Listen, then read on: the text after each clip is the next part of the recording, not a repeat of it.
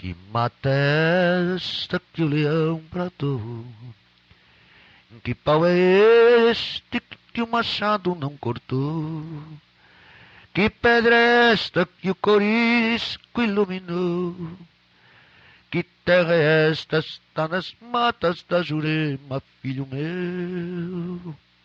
E a terra de Xangô, Zambia quem deu. Que terra é esta? Está nas matas da Jurema, filho meu. E a terra de Xangô, Zambia quem deu.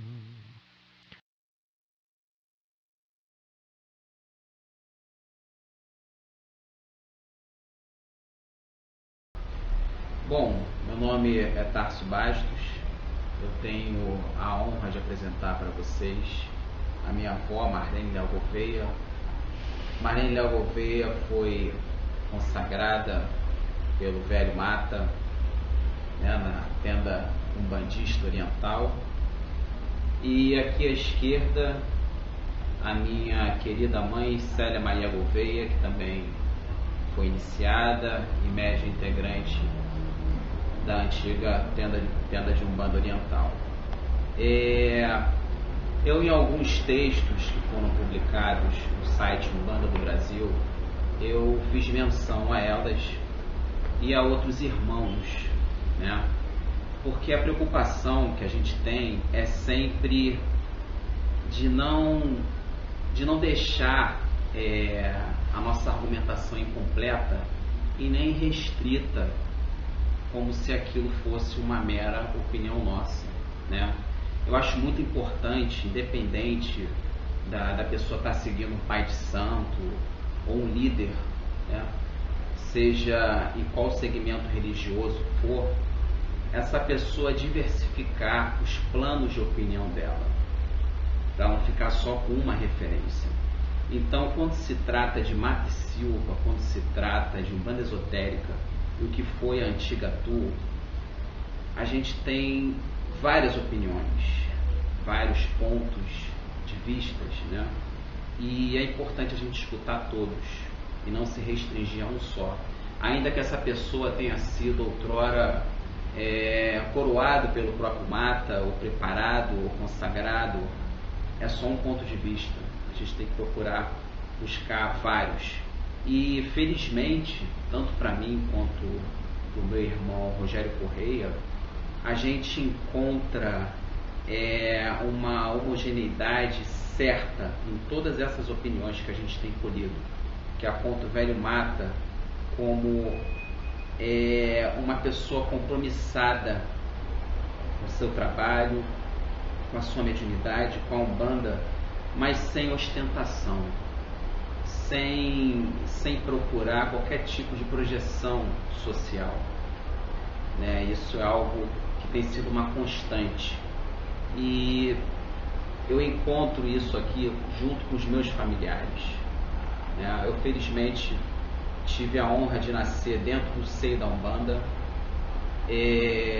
tive a honra de receber as primeiras instruções dentro da Umbanda, dentro do que foi o trabalho do Mata e Silva, antes de eu entrar em contato com as obras dele, principalmente através dos meus familiares. Então eu compartilho um pouco aqui com vocês dessa experiência. Espero que isso possa ser válido aí para vocês. Um grande abraço, Santa Paz. Nós estamos aqui com a Marlene Léo Gouveia e com a Célia Maria Gouveia, que é filha dela. As duas foram médiuns na tenda de Umbanda Oriental, em Itacuruçá, foram filhas de santo do Mata e Silva, mas antes elas tiveram todo o caminhar dentro da Umbanda, no qual a gente vai tomar um pouco conhecimento, né? Então, Marlene, o que você tem para falar sobre o seu início da Umbanda? Como você começou? Eu iniciei por acaso. Eu estava no kardecismo.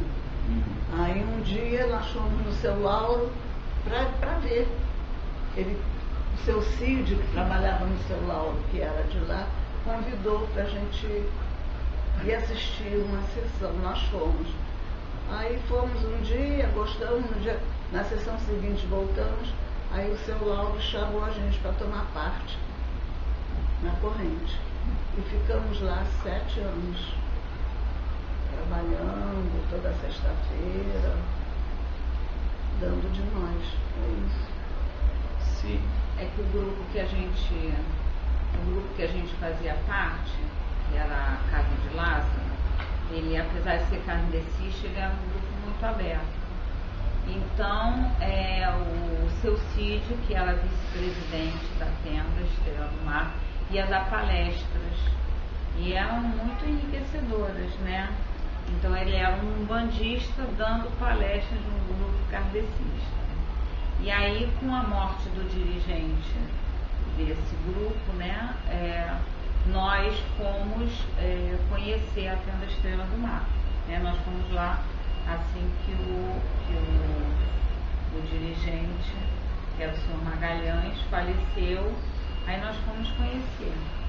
Aí fomos algumas vezes, gostamos. Aí ficamos. Quando o seu Lauro faleceu, não foi antes, né? Nós fomos para o seu Lauro. Quando o seu Lauro faleceu. Seu Lauro faleceu. Aí nós fomos para o Mato Silva. Conhecer também. Porque eles frequentavam, se reuniam toda terça-feira na livraria na cidade. Freitas Bastos. Aí, como o seu Lauro faleceu, o seu Mata convidou para a gente ir assistir. Fomos até uma gira de criança. Aí a mesma coisa, assistindo, chegamos lá, ele convidou e ficamos. Outra vez, mais 7 anos lá, até que ele faleceu. Aí nós paramos. Como era o Capitão Lauro? Era uma pessoa maravilhosa. Ele era muito severo no trabalho. Era amigo, mas era severo. Com ele, as coisas tinham que funcionar muito certinho. Né? Ele era muito severo no trabalho. Mas era um trabalho muito legal, né? Muito porque bom.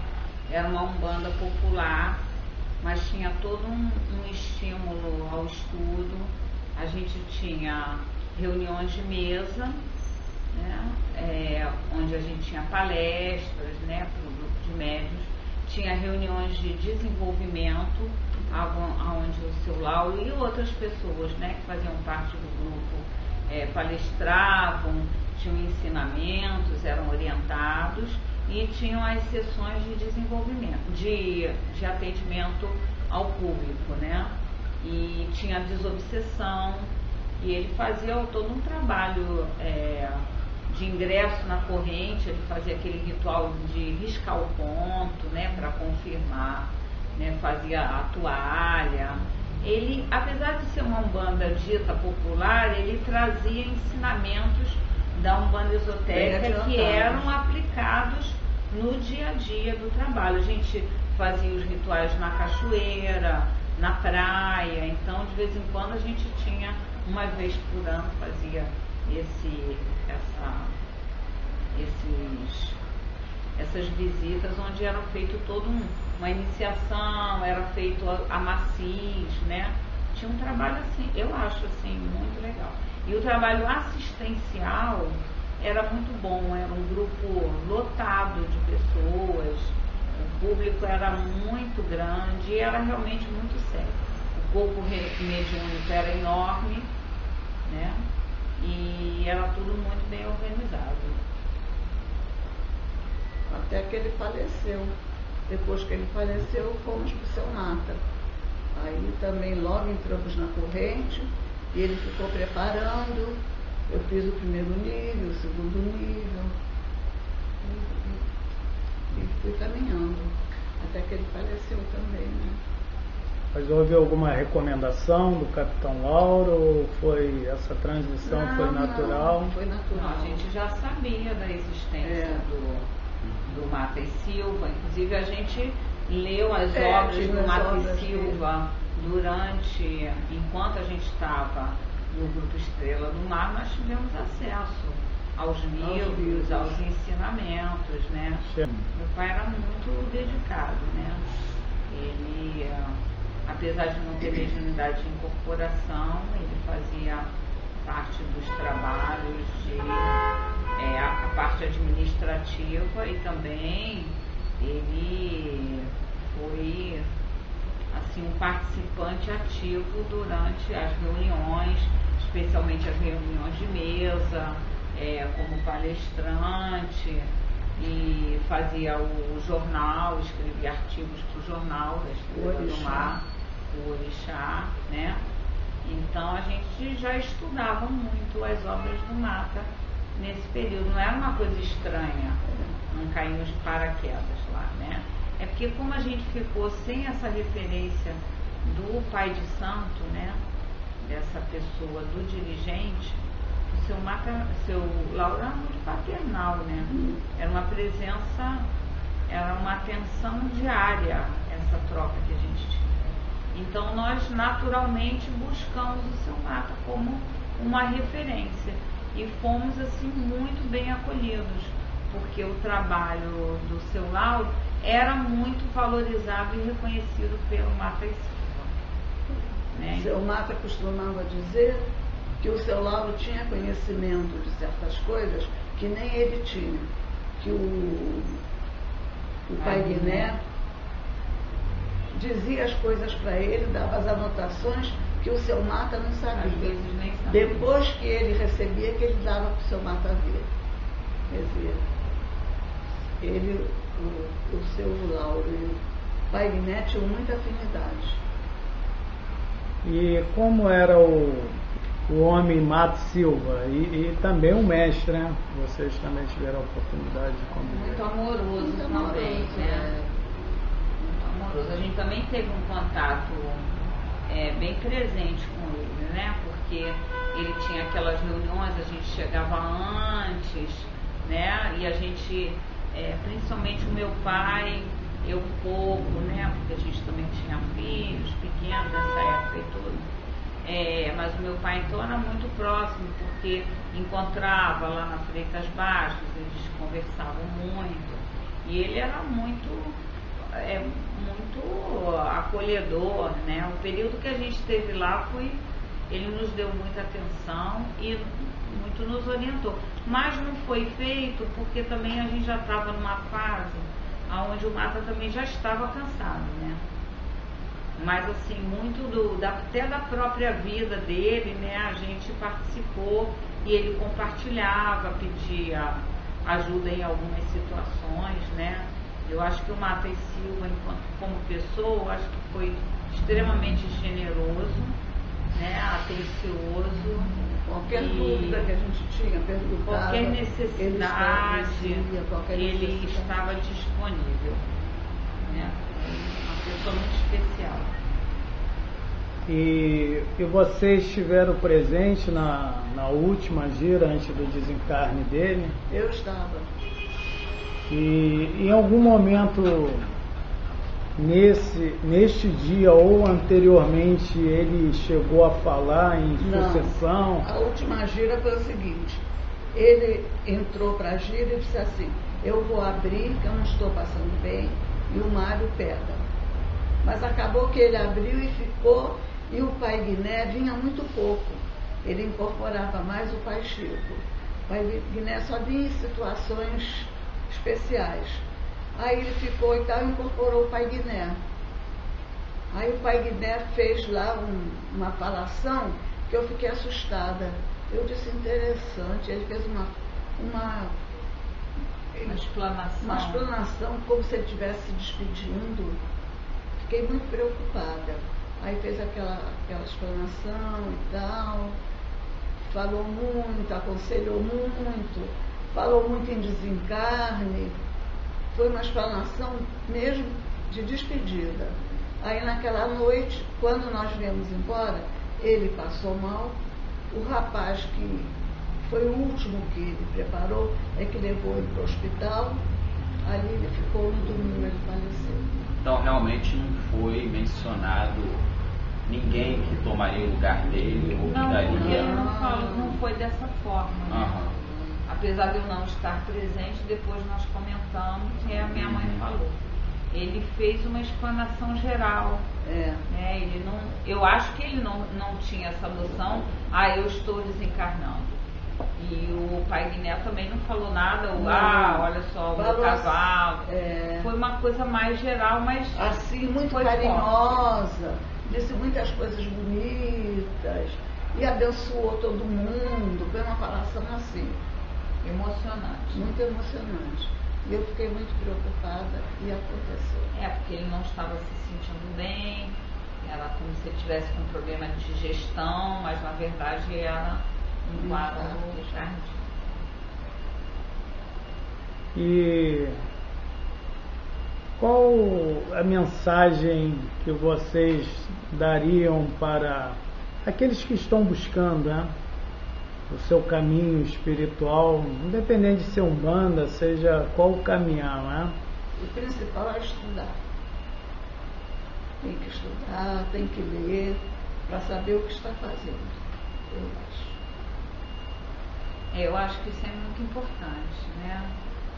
Eu acho que o caminho, esse caminho espiritual, o caminho religioso, né? Mas principalmente dentro do olhar da espiritualidade, do caminho dentro das religiões mais espiritualistas, eu acho que o perigo é a questão do ego. Não, acho que é do ego, do poder e do ego. Eu acho que o trabalho, se ele não for banhado com o amor e a humildade, você pode caminhar uma vida inteira e aquela alma não aprendeu nada, não vai poder compartilhar nada, né? Então, o caminho espiritual, o estudo é importante, porque do conhecimento nasce a luz. Mas se esse conhecimento não for banhado de amor e de humildade, eu acho que a gente sai cheio de informação. Principalmente a humildade. Encerra a vida, né, terrena, cheio de informações, mas levando uma bagagem muito pequena dentro do processo da evolução daquela alma. Às vezes uma alma simples, pequenininha, aparentemente ignorante, pode fazer coisas fascinantes em termos do cuidado, da atenção, né, de operar um milagre mesmo, né, um milagre do amor. O amor, eu acho que é a grande cura. Coisas amorosas, tudo dentro da humildade. Amor com humildade é o principal. Marlene, nessa convivência com o Capitão Lauro, com Mato Silva, uma saudade. Poxa, muita saudade. Principalmente do seu Lauro. Muita saudade.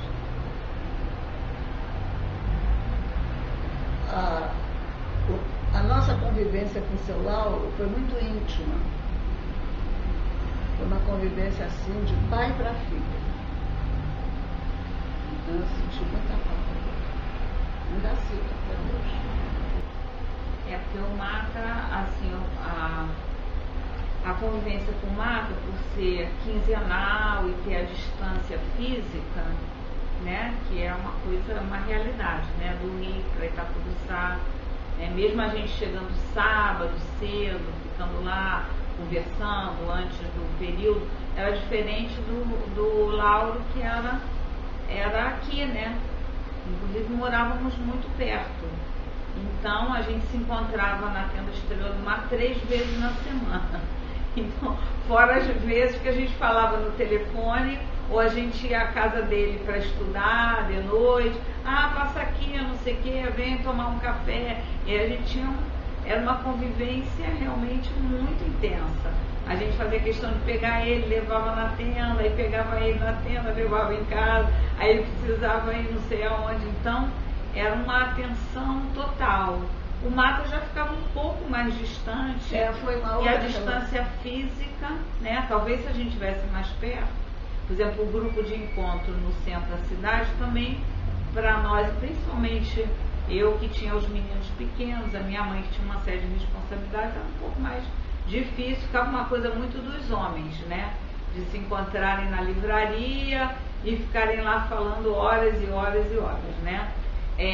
Já a gente ficava um pouco mais distante, ficava mais quando tinha reunião mesmo em Itacuruçá. Então, essa intimidade que a minha mãe fala é muito por conta dessa proximidade. A gente às vezes ainda se encontrava sábado, tinha distribuição de gêneros, a gente ia lá para sábado, tinha reunião da diretoria, então a convivência era quase que diária, né? Então tinha uma troca mais intensa, né? Uma das coisas que é muito batida atualmente com relação ao trabalho do Mata é uma crítica que fazem a respeito dele, como se o trabalho dele tivesse sido um trabalho elitista, né? Já que se teve a concepção de uma Umbanda esotérica, ou seja, de se estudar o lado interno da Umbanda, existem leituras que acusam o Mata e Silva de ter praticado uma Umbanda elitizada. Ele era mais intelectual, né? Mas como vocês entendem esse tipo de crítica? Eu não concordo, não.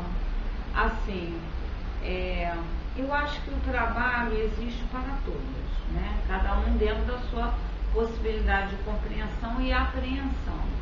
Então, os livros do Mata que estão aí, já estavam ali, qualquer pessoa que lê, né, poderia ter informações, e algumas um pouco mais complexas, mas algumas simples, né, como Umbanda e Quimbanda, na palavra do Preto Velho, embora tenha ensinamentos ultra profundos, mas uma pessoa que lê, que não tem tanto conteúdo para poder decifrar, ainda vai levar muita coisa, muitas informações importantes sobre a raiz da Umbanda. Então, e o grupo, ele fazia uma certa seleção das pessoas que estariam sendo preparadas, porque eu acho que ali naquele momento ele estava no lugar do multiplicador, né?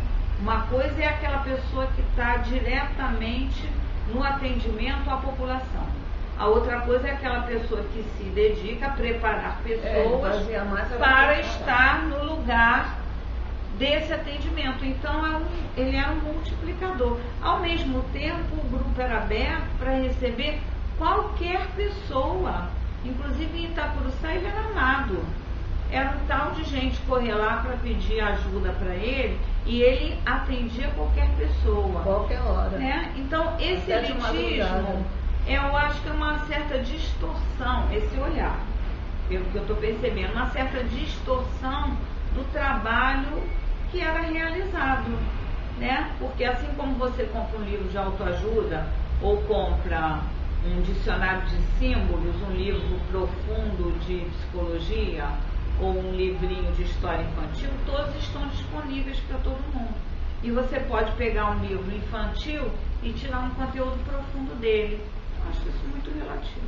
Uma outra leitura também que é colocada é que existiria um descompasso entre o que o Mata colocou nas 9 obras dele, né, na literatura, e a prática dele, a prática ritualística, né, tanto na mediunidade quanto nos rituais, em suma, né, na concepção prática do trabalho dentro da Umbanda esotérica.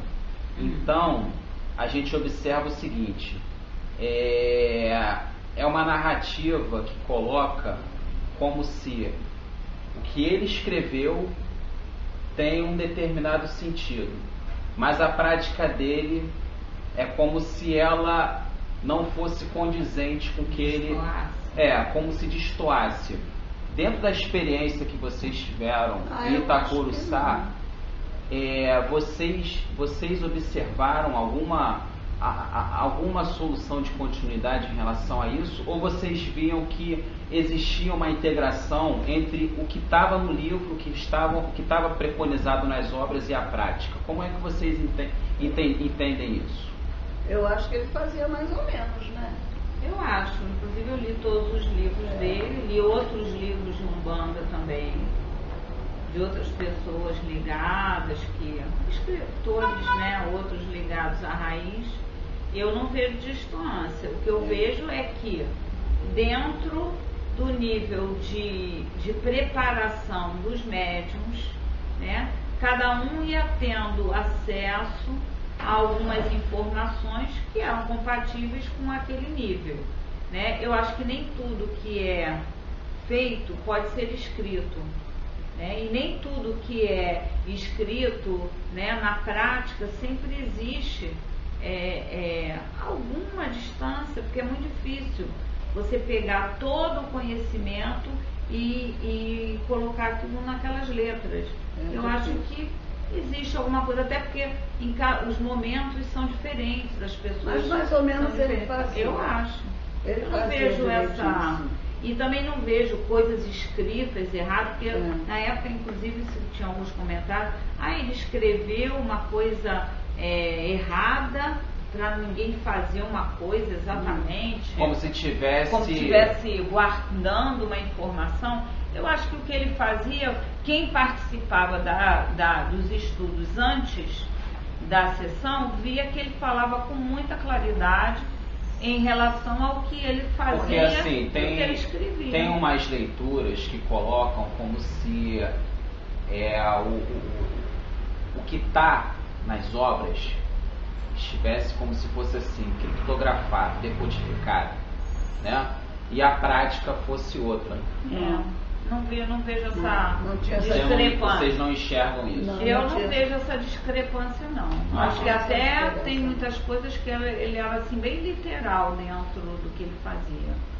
E principalmente uma conduta compatível com o que ele pregava. Sim. Não vejo isso. Tinha estudo antes da Tinha, sessão? ele sempre fazia uma palestra. Para os médios só? Só para os médios. Só para os médios, mas às vezes tinham umas pessoas que iam, que já sabiam que tinha aquela reunião, às vezes eram só médiums, né? Quem conseguia chegar também, né? Às vezes a pessoa vinha de longe, e era sempre legal chegar um pouco antes, porque ele sempre estava abordando, abria para perguntas, aí a gente tirava dúvidas, isso assim, assim, eu li no livro, isso, não sei o que lá, ou fala sobre, eu tinha dúvida sobre tal assunto. Às vezes ele levava um assunto e às vezes ele respondia perguntas, né? E durante a convivência que vocês tiveram, o Madre Silva, ele alguma vez colocou de forma direta ou indireta, nas entrelinhas, algo do tipo, não, na minha falta vocês vão seguir as orientações de tal pessoa? Não, o seu Mata não ficava falando isso, não. Ou se eu vier a desencarnar, tal e tal pessoa vai dar continuidade ao trabalho? Não, o seu Mata não, na minha convivência, não sei você, na minha convivência, nunca teve isso, não. Ele nunca falou assim muito, com muita claridade sobre isso, até porque o seu Mata não ficava enfocando muito essa coisa, quando eu morrer, quando eu me for, né? Eu acho que ele era uma pessoa mais prática. Seu Lauro falava mais. Seu Lauro sempre dizia, o dia que eu me for, eu vou de vez. Se alguém disser que me viu na tenda fazendo isso ou aquilo, falava para mim, você pode dizer que é mentira, que não sou eu, que eu não volto. Ninguém vai me ver na tenda porque eu não volto mais. Ele dizia isso. Mesmo, porque o seu Lauro era muito bem humorado. Eu acho que o dia da diferença, o Lauro era muito bem humorado. Ele fazia umas gracinhas e realmente era muito divertido na intimidade. E você, Célia, uma saudade? Nossa, muito grande. Especialmente com o seu Lauro também. Por quê? Por causa dessa convivência, né? Inclusive, eu uma vez levei uma bronca do seu Lauro numa sessão, né? Que eu meio transgredi a ordem. E aí eu fiquei arrasada, chorei rios e ele ficou arrasado. No dia seguinte apareceu aqui para pedir desculpa. Então ele era assim, ele era, pra mim, né, ele não era um paizão, ele era um vozão, né?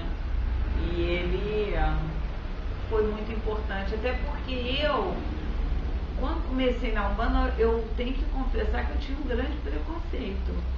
Porque era aquela coisa, aquele modelo meio intelectual. E você era muito nova, né? Não, mas eu tinha uma formação muito mais cabeça, né, intelectual. E no kardecismo, eu comecei no kardecismo com 14 anos, né? E eu estudava aqueles livros todos, eu não sei o que, eu comecei a trabalho mediúnico muito cedo e era muito intelectual mesmo. E aí trabalhava no grupo, eu já comecei logo a trabalhar na desobsessão, né, no passe, não sei o que.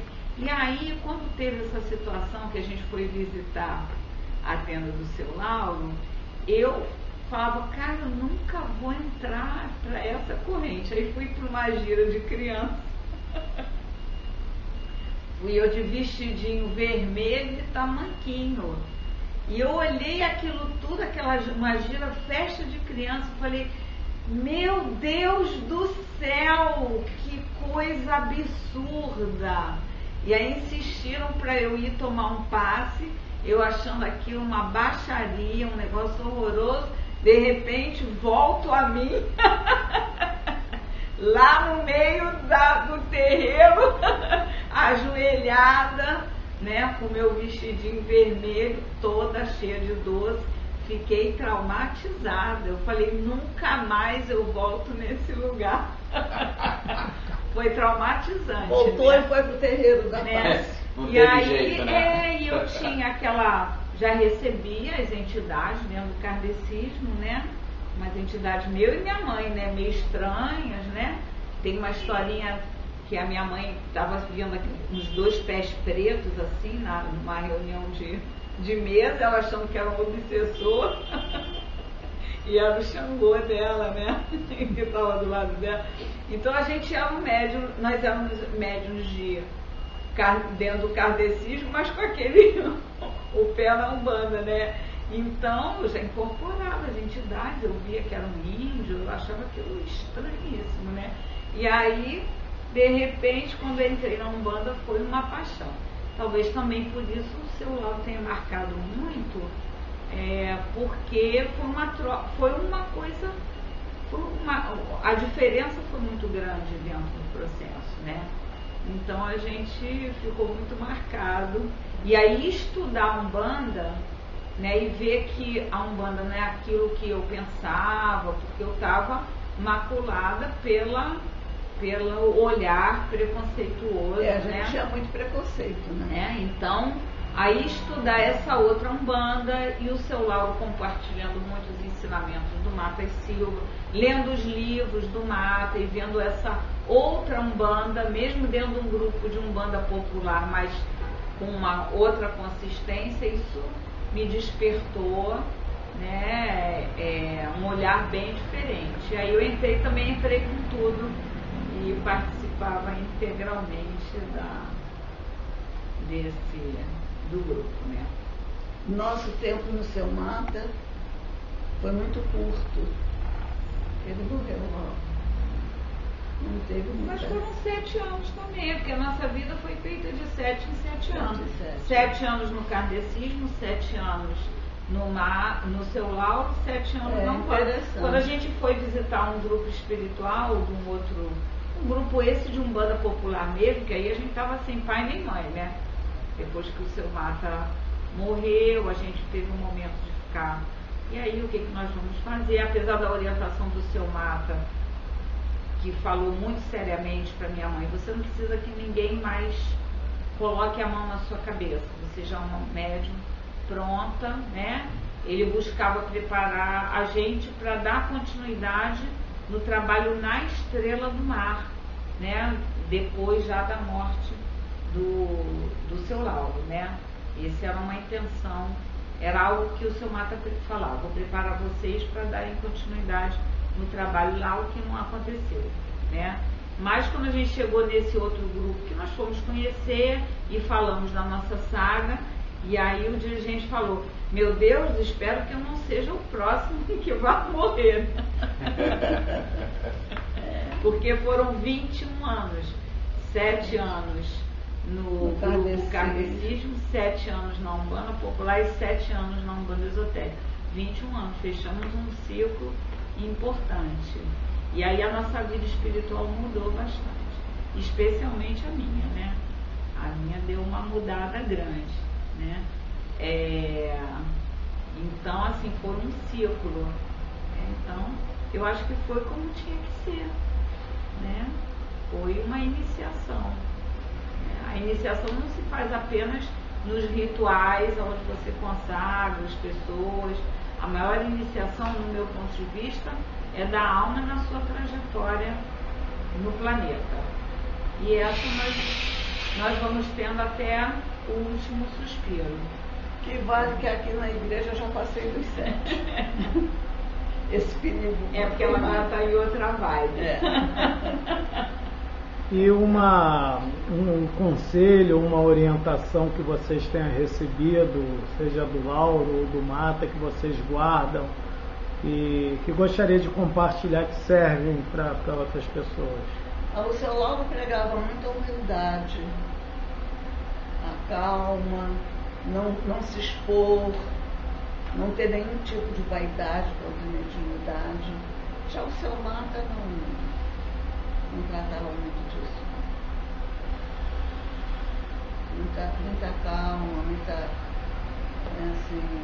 humildade. Não precisa ficar dizendo o que faz, o que vê, o que acontece. Cada um guarda para si.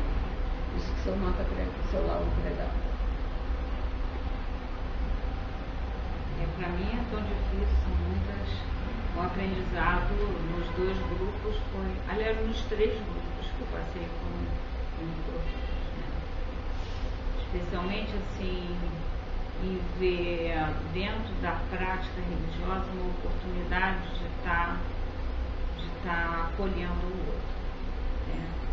Eu acho que eu também vi, porque essas 3 pessoas que fizeram parte da minha vida dentro da iniciação espiritual, o Magalhães, que foi o senhor do grupo espiritual kardecista, o Lauro e o Mata, foram pessoas que não tinham uma atitude de ostentação.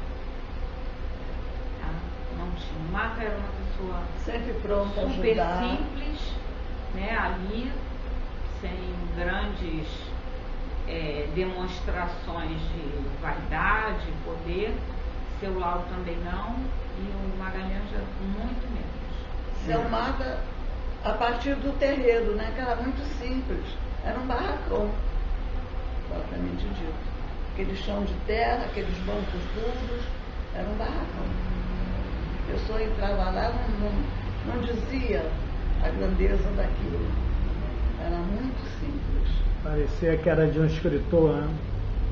Não parecia. Era um barracão. É uma frase que eu acho interessante, que diz: ó, fama é para artista, não para pai de Eu santo. acho que essa é a tônica desse trabalho, porque essa coisa do autoengrandecimento, eu acho que é incompatível com o caminho espiritual, seja ele qual for.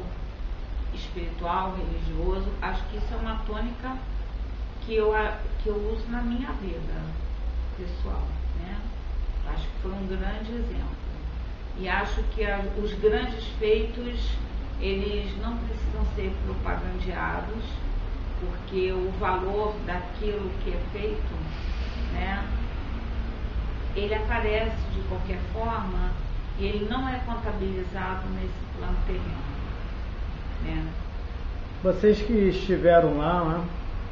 E tem pessoas que não estiveram e faz uma crítica, dizendo que a raiz está em declínio, Qual é a visão de vocês em relação a isso? Eu acho que isso, assim, os tempos vão mudando, né? Eu acho que existem momentos de expansão, né? onde tudo,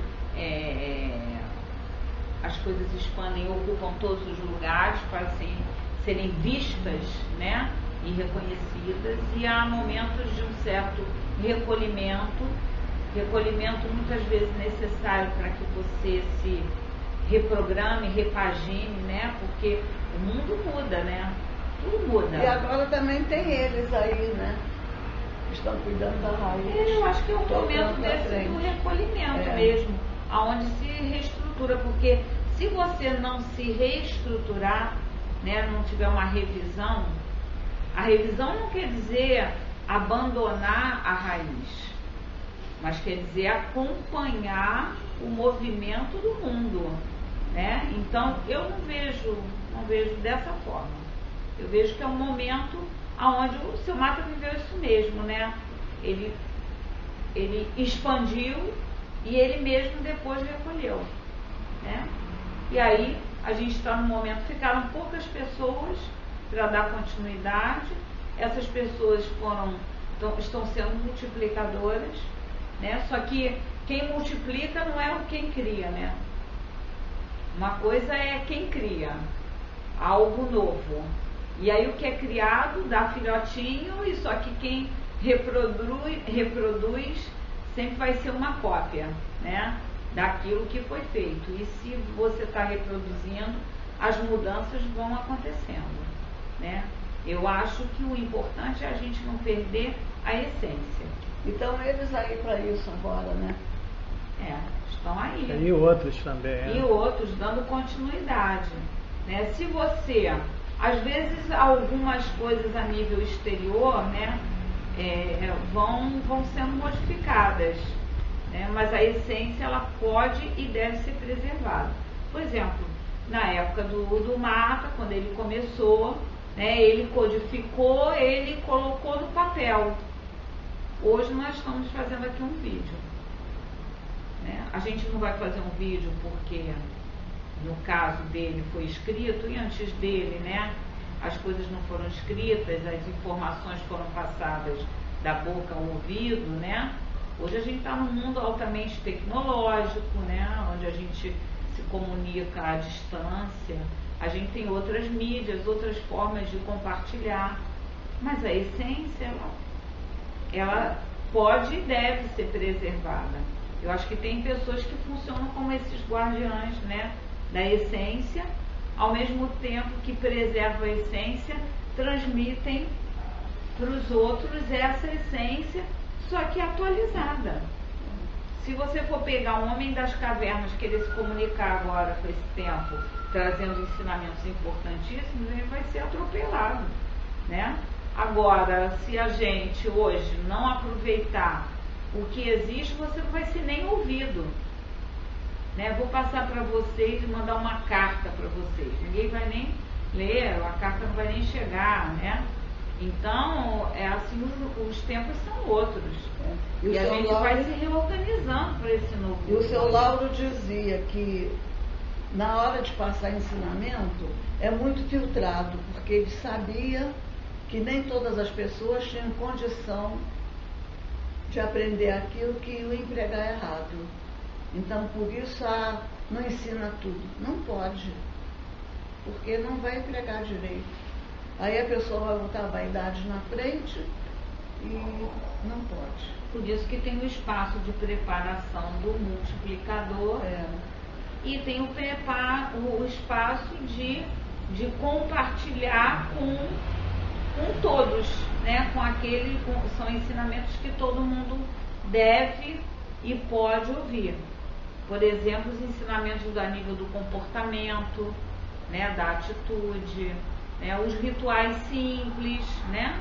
Isso é aquela parte exotérica, né? Onde você pode e deve compartilhar, que faz parte do grupo.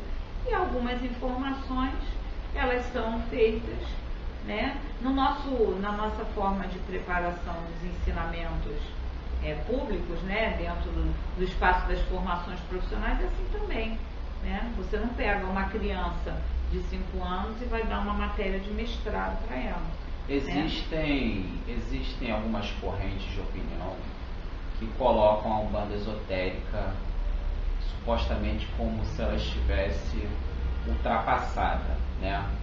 E aí a gente pergunta o seguinte: dentro da experiência que vocês tiveram, dentro da vivência na Umbanda Esotérica, principalmente ao lado do Mate Silva, vocês acham que já existiu um espaço de tempo suficiente para as pessoas que seguem a Umbanda Esotérica assimilar esses ensinamentos e de fato ter uma prática efetiva dentro da Umbanda Esotérica? Ou vocês acham que ainda tem um tempo grande para isso ser processado, assimilado e entendido? Como é que vocês enxergam dessa forma? Ainda tem um tempo grande. Nem todas as pessoas podem tomar conhecimento de certas coisas, que é aquele problema. Não vai saber empregar. Então, vocês que estão agora preparando pessoas, não é tudo para todo mundo que vocês vão poder dizer. Porque tem uns que não. Tem pessoas que aprendem e assimilam bem. Já tem outras que aprendem e vai fazer bobagem. Então, é por isso que não é ensinado tudo para todo mundo. Mas isso é uma coisa comum, inclusive, em todas as linhas de formação e desenvolvimento dentro de uma... que tem um caráter iniciático.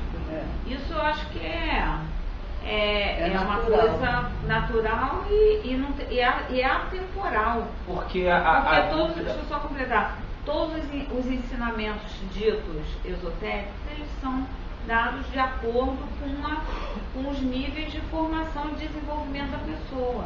Então isso não é uma questão de tempo, né? E se você fosse analisar a condição do ser humano, infelizmente, o ser humano hoje em algumas situações está até muito menos preparado, né? Eu sei que tem a questão da era de Aquários, onde tudo, né? Você não precisa ter nada velado. Não é uma questão de velar os ensinamentos. É a questão de fato você percorrer um caminho e ir acessando as informações de cada nível. Só que algumas pessoas só vão até o nível A, outras só vão até o nível B. Uma coisa é você dar oportunidade a todas as pessoas de percorrer todos os caminhos, mas cada um vai percorrer na medida da sua condição, do seu interesse, da sua possibilidade. O Mata e o Capitão Lauro, eles eram mestres, mas eram homens e nasceram.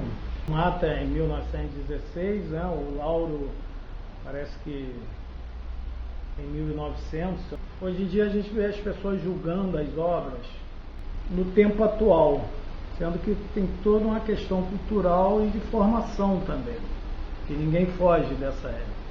E como era tanto o Capitão Lauro e o Mate Silva, principalmente o Mate Silva, que é tão julgado, preconceituoso, isso, aquilo, mas dentro da visão de vocês, ele como mestre, no terreiro, vocês, que são mulheres, foram preparadas por eles? Sentiam alguma restrição, uma carga diferente? Não, acho que ele tinha atenção normal. Eu fui, quando entrei já pela graduação, né, e pelo que ele me colocou, eu já estaria entrando, até pelo tempo de trabalho, né, já tinha passado por aquela fase inicial com o Lauro, né, já entrei no 3º nível, né, mas durante esse período, eu tive uma dedicação em termos de preparo um pouco menor do que a minha mãe, né, porque até eu tinha os filhos muito pequenos, embora eu tinha disponibilidade de leitura e estudo, mas de presença menor, né? Mas eu e a minha mãe foi até o 5º nível, né? E não houve. Você acha que ele foi preconceituoso com você? Não, foi não. Não deu nem tempo de outros. Dentro daquele tempo, acho que correu tudo direitinho. Agora, a diferença dos dois é que seu Lauro não incorporava. Ele não tinha incorporação. Então, no trabalho do terreiro, ele estava olhando tudo. Ele sabia tudo o que tinha acontecido. Quando o dirigente incorpora, é mais difícil, né? De tomar conhecimento de tudo. Seu Lauro não incorporava, como seu Marco. Seu Marco incorporava. Mas o grupo também era diferente, mãe. O grupo era diferente. Era mais popular, né? É, outro trabalho. Não dá para comparar. Outro tipo de trabalho. É outro tipo de trabalho. E eu acho que os dois valorizavam, por exemplo, as comunicações, se a entidade tinha que falar alguma coisa, eu vi os dois, né, situações dele se fazer alguma pergunta, tanto para um médium homem quanto para um médium mulher. Seu Lauro, então, não tem nem dúvida sobre isso. Tinha a gira de desenvolvimento, Mata? Isso Tinha. me pergunta. Uma vez ou outra ele fazia uma reunião só com os médicos. Então teve participei de algumas giras. Como era muito longe, então ele fazia. A gira começava sábado 8h30. Então ele fazia um sábado começando às 4h. Então, ali O desenvolvimento. ele orientava, a gente perguntava, ele esclarecia.